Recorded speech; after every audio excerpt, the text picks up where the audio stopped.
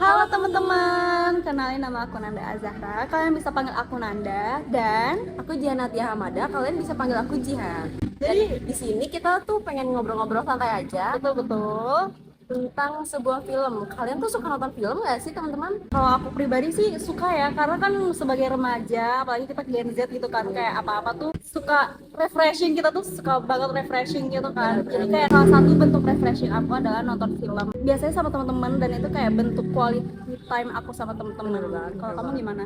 Kalau aku sih tipikal yang bukan fanatik banget sama film, karena aku nggak bisa duduk selama 1 jam berturut-turut gitu. Tapi kalau misalkan ada film yang emang aku tertarik banget, aku suka nonton. Kalian tahu nggak sih film yang lagi happening banget belakangan ini dan sangat amat kontroversial? Emang film apa? Itu loh film Vina yang katanya berasal dari kisah nyata itu. Oh, tahu sih, tahu. Nah, menurut lo gimana tuh?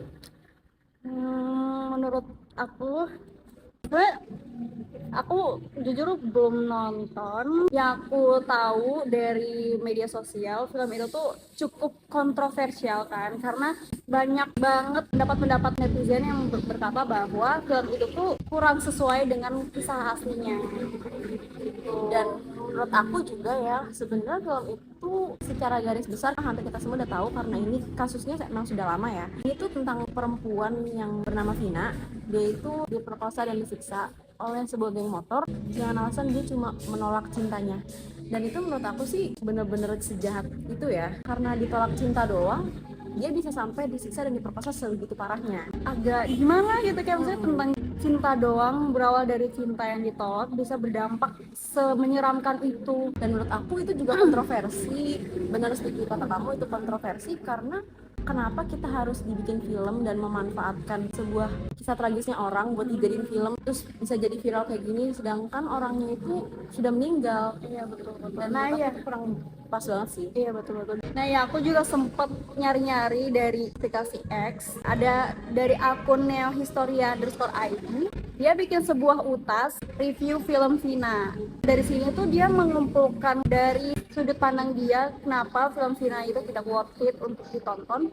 Karena dari utas itu menjelaskan kalau yang membuat film ini makin menyerempet garis etika serta membuat ngilu adalah karena memperlihatkan adegan penyiksaan dan pemerkosaan secara eksplisit. Contohnya seperti wajah pelaku yang sangat berhasrat serta adegan melindas kaki. Seperti yang kita tahu, aturan dalam perfilman Indonesia itu agak ketat ya. Tidak boleh terlalu menampilkan hal-hal tragis, hal-hal yang cukup kejam untuk sebuah film, karena kan film Indonesia rata-rata ditujukan untuk 13 tahun ke atas, yang mana ditonton oleh banyak banget anak kecil juga kan. Jadi film ini banyak mendapat kontra karena menampilkan hal-hal eksplisit kayak gitu. Nah, selanjutnya dijelaskan bahwa dari segi acting, hanya acting Lydia Kandou yang bisa dibilang bagus. Kemunculan arwah Vina yang mirip zombie mix suster ngesot itu sangat tidak bagus katanya.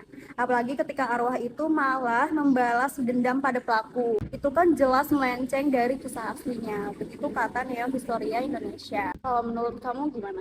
Kalau menurut aku setuju sama statement yang bilang Historia_id itu, karena terlepas dari gimana actingnya, gimana CG-nya, tetap menurut aku kurang etis untuk membuat sebuah film dari kisah tragisnya seseorang. Apalagi orang itu udah meninggal, dan seperti yang kita tadi tulis, itu kan digambarkan secara jelas ya gimana seorang Vina itu ditindas begitu kejamnya. Menurut aku itu kurang etis. Betul. Dan banyak banget pendapat dari masyarakat Indonesia yang menonton film itu memilih untuk kontra dengan film itu, karena menurut mereka film ini lebih baik dijadikan sebagai film dokumenter. Bener banget. Karena itu kan berasal dari kisah nyata dan seharusnya ketika ingin difilmkan dijelaskan semirip mungkin dengan kisah nyata. Sedangkan kalau menurut aku sendiri, film Vina ini cukup dilebay-lebaykan dan diubah-ubah isinya. Banyak yang seharusnya nggak ada jadi ditambahin demi menggait penonton-penonton agar mau menonton film tersebut. Dan aku juga, menurut aku, gimana dari pihak pembuat filmnya itu membuat image akan-akan film Vina itu adalah film horor. Padahal itu bukan film horor sama sekali. Sedangkan itu adalah kisah nyata seseorang, dan menurut aku kurang pantas buat dijadikan image dengan film horor. Betul. Dan dari film Vina ini juga menjelaskan sudut pandang perempuan, betapa tidak amannya kaum perempuan di dunia ini. Hal sepele menolak cinta saja bisa berujung yang sangat amat fatal. Setuju sih, karena aku juga merasa bahwa dari kisah Vina itu memperlihatkan bahwa budaya patriarki masih ada hingga saat ini. Bener banget. Karena banyaknya laki-laki, enggak semua tapi banyak laki-laki yang merasa superior, sehingga ketika seperti yang tadi kamu bilang, ketika cintanya ditolak, dia merasa bahwa harga dirinya tercoreng, sehingga dia ingin mendapatkan haknya dengan cara menindas Vina, Bener banget. bahkan sampai menyiksa, memerkosa. Dan menurut aku itu terlalu berlebihan, sangat berlebihan. Sayangnya pembicaraan tentang patriarki ini masih menjadi hal yang tabu untuk diperbincangkan. Benar-benar cukup disayangkan. Dan aku berharapnya dari film ini semoga para pelaku segera ditangkap dan diadili dengan seadil-adilnya. Dan juga semoga film-film Indonesia selanjutnya bisa mengangkat kisah nyata dan dikemas secara lebih baik lagi.